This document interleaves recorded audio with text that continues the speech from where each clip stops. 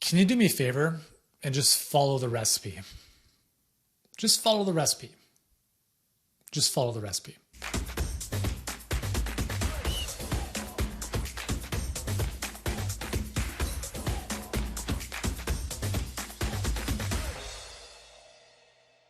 Okay, Yuri, what the hell are you talking about? Well, let me explain. Just in case you don't know me, Yuri Elkaim here, CEO and founder of Healthpreneur. We help health professionals get clients and scale their businesses online without the grind. And what on earth am I talking about by just follow the recipe? Well, I don't know. Let's consider this. Have you ever worked with a client who came in to work with you and they're like, so you have this plan mapped out, but I think I'm going to do my own thing. And you're like, why on earth would you do that? You don't know how to get what you want. Otherwise, you wouldn't be working with me. You would have it already. So you don't know what you're doing. Follow the friggin' recipe. No. Okay, so that's one example. Example number two is you're learning how to make a chocolate cake. And you're following an amazing recipe by one of your favorite chefs. But all of a sudden, you're like, I think I could do this better. Let me replace normal flour with buckwheat flour. Let me replace eggs with 1 cup of water and 1/3 a cup of chia seeds. And all of a sudden, your chocolate cake turns into a piece of shit. Follow the recipe. So why am I saying this? I'm saying this because number one, from a coaching perspective, when clients, and this is not going to be, I don't think, a very common thing, but you might have people that come to work with you and they're like, I don't really want to do this thing. I don't want to walk every day. I don't want to work out every day. And it's like, great. Well, stay fat.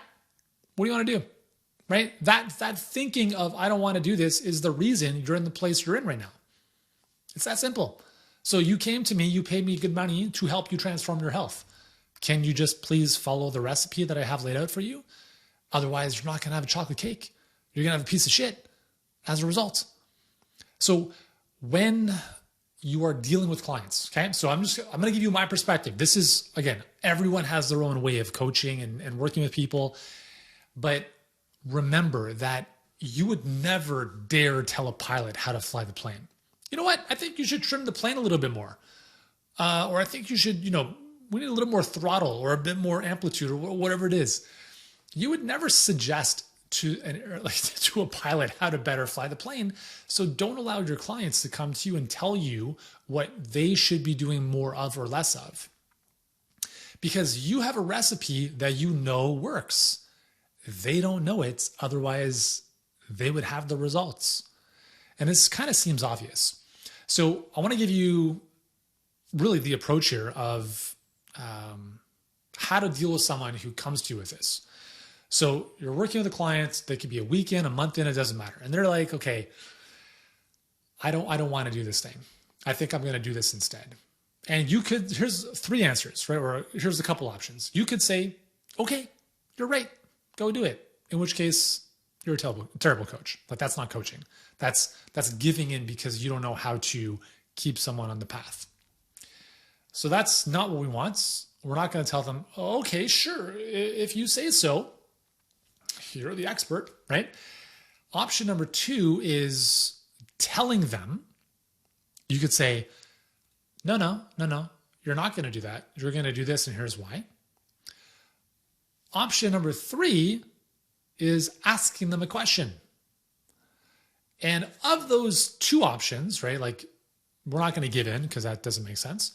But between telling them and asking them, which do you think is more powerful? And just for the sake of time, I'm going to give you the answer. It's asking them. When we make statements, we put up walls that create resistance, right? Go brush your teeth. I don't want to. Okay. Do you want your breath to smell like a garbage can? No. Well, that's why we brush our teeth. Oh, okay. See, when you make a statement, again, it creates resistance. When you ask a question, it dissolves resistance because now the other person is active in the decision-making process and they can come to their own realizations. This is hard. Trust me, I'm still someone who tends to give advice and make statements. I have to catch myself and ask questions instead. When you are an expert at what you do, the tendency is just to jump in and tell people what to do.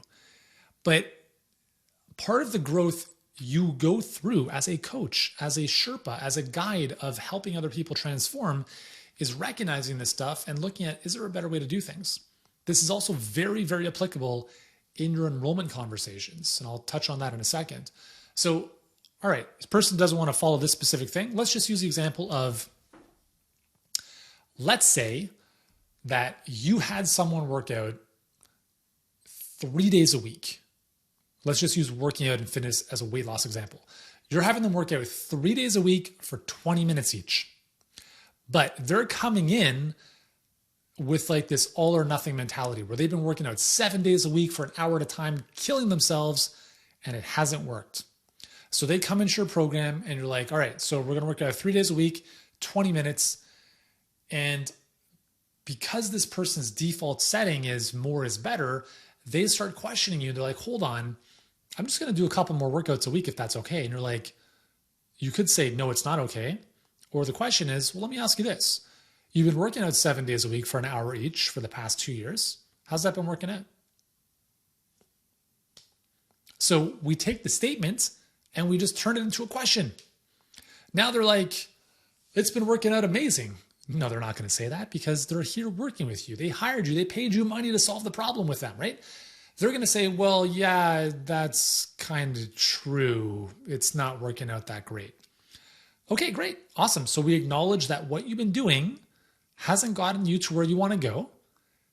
So that's step one. Second is, do you believe that I know what I'm doing? I think so, right? Well, why would you pay me money otherwise, right?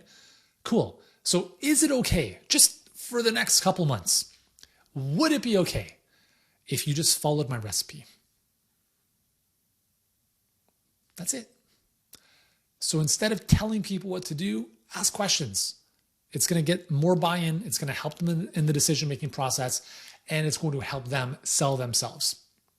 And I'll just finish with this.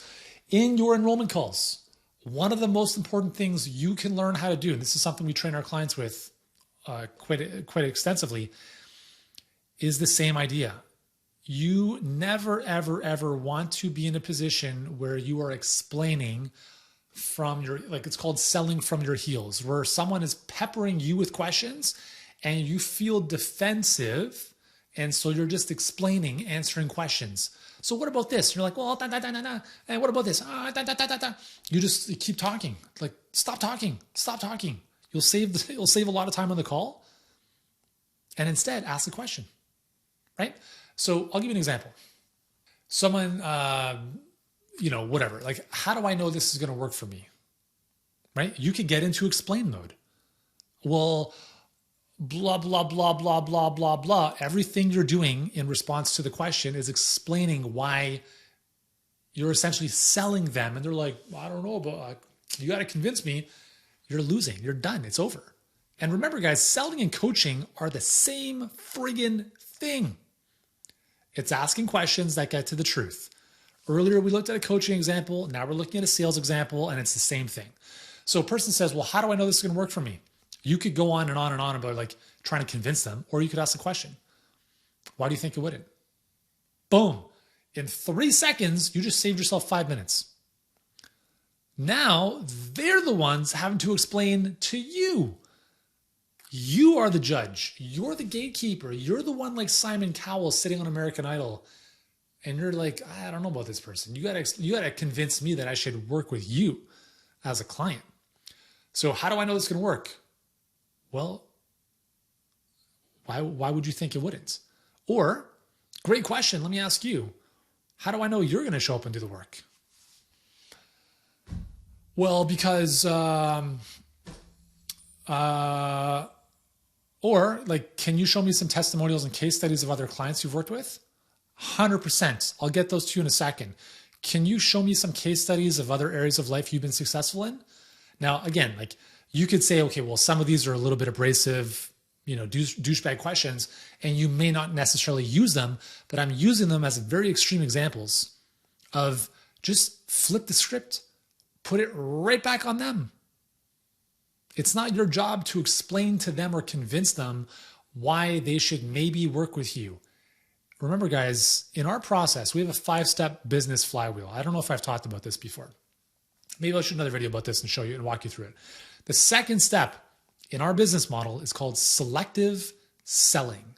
What that means is not everyone gets to pass go. Not everyone gets to collect $200. Just because they can doesn't mean they're going to. And we only invite 25%, a little bit less than 25% of people we speak with to even get to the end of the call where we talk about HBA. Because our enrollment coaches, they're not just salespeople. They're gatekeepers. They're people who know our program, our business inside and out. And they're like, this person is going to be a friggin' nightmare. There's no way I'm bringing this person in. You know, we had someone who's like, oh, do you offer a guarantee? And we're like, well, our guarantee is you. So if you show up, you'll be fine. And he's like, well, can we get something in the contract, like an extra clause? We're like, no. He's like, why not? And the answer is because we don't have to. You need our help more than we need your money. If you're looking for the exit door before you get on the plane, I don't want to work with you. So when we talk about selective selling, it is we're the one, and I would advise you to adopt this as well if you want to work with great clients, is you are the one who sets the rules. You work with who you want on your terms, end of story. This is not Zappos where you're like, oh, sorry, you didn't like the color of your shoes. We'll pay for shipping and we'll send you new ones. You're always right. Fuck that. The customer's not always right. They're not always right, which is why they're hiring you, because if they were right, they would know what to do, but they don't.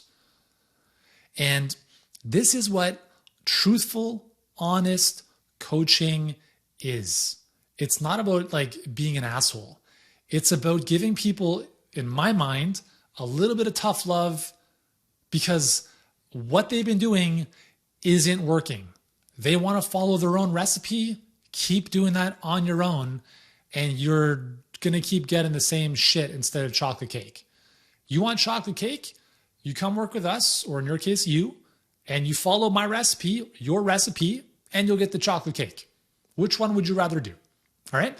So anyways, I just want to share that with you because that's come up here and there, whatever. It was just top of mind. I hope it serves you. If you like this, let me know in the comments below. And remember to subscribe to the channel and watch the hundreds of other videos I have on this channel to help you grow a successful virtual health practice, coaching business, whatever you want to call it, without the ridiculous nonsense, hustle and grind. So thank you once again for your attention. I appreciate you. I appreciate you tuning in, and I'll see you in the next video. Bye.